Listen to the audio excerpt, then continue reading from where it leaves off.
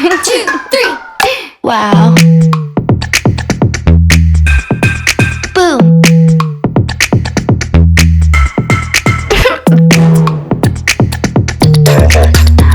I'll slap you. Bye. Hey guys, it's Nai on Nice. Zaman sekarang siapa sih yang gak suka nonton film? Gue suka loh. Dan selama lo punya smartphone atau gadget lainnya, lo bohong banget kalau gak suka nonton film. Sejak temuan pertamanya di akhir abad ke-19, industri dan teknologi terkait film terus berkembang pesat sampai hari ini. Bahkan, ketika industri dan bisnis lain cenderung beresiko kolaps masa pandemi COVID-19, industri film justru melejit dengan hadirnya platform nonton berbasis daring. Subscription kayak Netflix, Disney Hotstar Video, dan Klik Film itu jadi populer banget. Kalau kita bicarain soal Hollywood, rasanya istilah CGI, cinematography, plot, dan keaktoran sudah jadi hal yang biasa. Saking mereka sudah menghasilkan ratusan film yang sukses mendunia dan diakui juga loh kualitasnya. But untuk industri perfilman Indonesia, I must admit we are not there yet. We don't have Marvel level CGI just yet, but we are ascending to the better era of film industry. Kita bahas sebentar soal perkembangan teknologinya ya. Green screen, blue screen, termasuk CGI, sebenarnya udah dijajal dari zaman Indonesia masih menghasilkan film seada-adanya. Kayak sinema-sinema fantasi Indosiar yang suka banget ngasih lihat orang naik elang atau berubah jadi serigala gitu loh. And kita tahu sendiri gimana outputnya. But guys, that's not what it's all about. Film bukan cuma tentang teknologinya yang keren atau yang mahal. Jadi guys, selain CGI, banyak aspek lain yang gue udah sebutin tadi that makes a film great. So in today's video, gue memang mau berbagi tentang 5 film Indonesia yang menurut gue recommended buat kalian tonton. Tenang aja, topik ini bakal gue bawain dengan seru karena makin ke akhir film rekomendasi gue bakal makin mencekam loh. So welcome to today's video. 5 great Indonesian movies versi Naira. Pertama ada Laskar Pelangi. Film ini wajib ditonton sekali seumur hidup sih. Gue memasuki film ini ke 5 daftar film terbaik Indonesia versi Naira karena film ini ikonik banget loh. Laskar Pelangi adalah salah satu film adaptasi novel yang gue suka karena Riri Reza sebagai sutradara berhasil membayar ekspektasi pembaca yang sudah membaca novelnya. But if you guys haven't read the novel, no problem. Nonton aja deh filmnya. It's not disappointing at all. It's amazing. Tema yang diangkat itu general sehingga bisa ditonton semua orang. So, what's this movie about? Film ini menceritakan kisah seorang anak Bangka Belitung bernama Ikal yang memperjuangkan hidup dan pendidikan di bawah cengkraman kemiskinan. Kalian harus lihat deh gimana semangat mengejar ilmu yang ditampilkan di film ini. It's very, very inspirational. Gak cuma membahas perjuangan, there are also other topics in this film. Contohnya friendship yang kuat, cinta-cintaan anak SD lah, dan tentunya komedi yang bisa dinikmati masyarakat dengan drama yang sama sekali nggak berlebihan. It's very realistic. And not to mention kemampuan acting para aktor anak-anaknya yang nggak ada basic acting, tapi bisa se-intimate itu bikin penonton emotional. Gue sendiri sampai nangis loh pas selesai nonton filmnya. Salut banget sih sama mereka. Another thing that I also like about this film is that landscape yang ditampilkan bisa memperkenalkan kita suasana Bangka Belitung, a very underrated destination in my opinion. So, bukan hanya masyarakat Indonesia yang jadi tahu, tapi seandainya film ini ditayangkan secara global pun, which it did, gue ngerasa orang-orang luar Indonesia bakalan terpikat buat nonton film ini. The second one on my list is Ada Apa Dengan Cinta. My personal favorite Indonesian romance.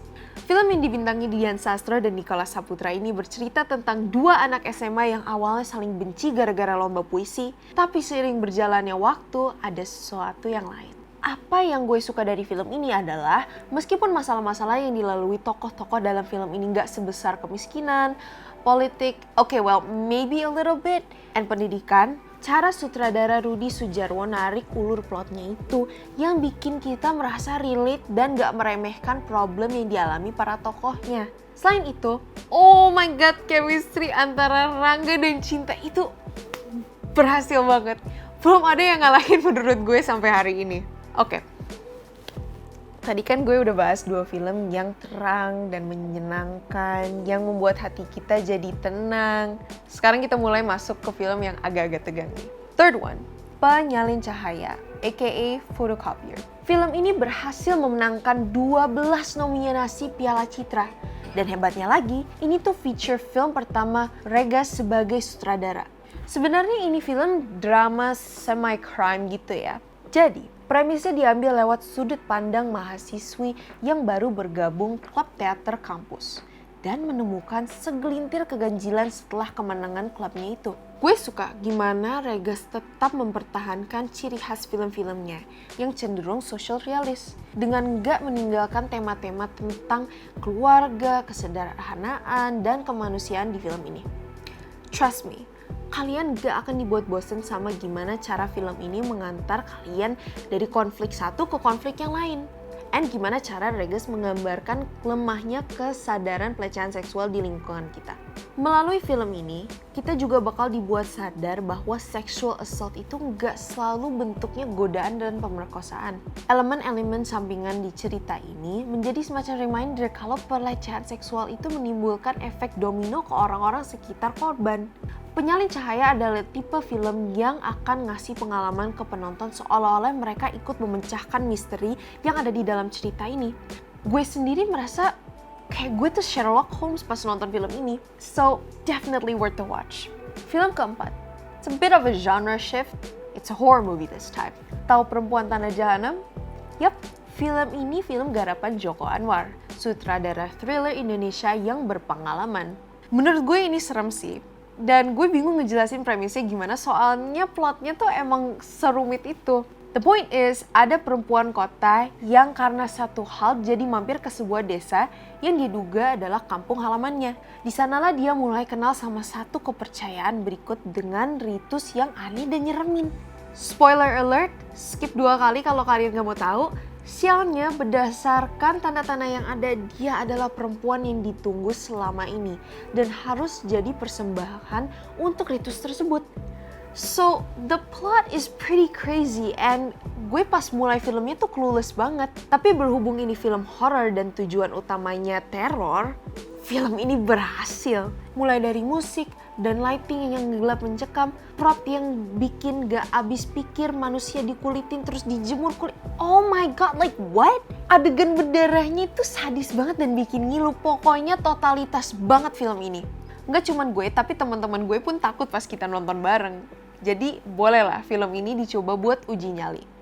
The last one, si paling mencekam di antara semuanya, Marlina, The Murder in 4 Acts. Or dalam bahasa Indonesia, Marlina, si pembunuh dalam 4 babak. Ini bukan film horor melainkan drama thriller. Kayak film Penyalin Cahaya tapi latarnya bukan di perkotaan. Film ini juga memenangkan sederet nominasi. Bedanya ini lebih banyak. Dan gue lagi lihat di sini listnya tuh panjang banget. Kalian boleh cek sendiri deh di Google. So I put this movie on the list because film ini menyampaikan pesan yang dalam tentang perempuan. Latar yang diambil dalam film ini adalah belahan timur Indonesia di mana wilayah sana masih belum tersentuh modernisasi penduduk. That's what I said, berbeda dengan perkotaan. So, pemilihan latarnya juga memang titik yang strategis untuk menceritakan perjuangan perempuan. Apa yang unggul dari film ini menurut gue adalah sinematografinya. Garin Nugroho gak menyia-nyiakan panorama Sumbai yang jadi salah satu ikon dari Indonesian beauty. Gue yakin kalian yang belum pernah ke Sumba mendadak pengen kesana saking mistikalnya pemandangan yang ditampilkan. Dan gue pas liburan pernah kesana, and it's literally that beautiful. Kalau gue dikasih kesempatan untuk kasih rekomendasi film yang mencerminkan keindahan Indonesia, fix Marlina pasti salah satunya.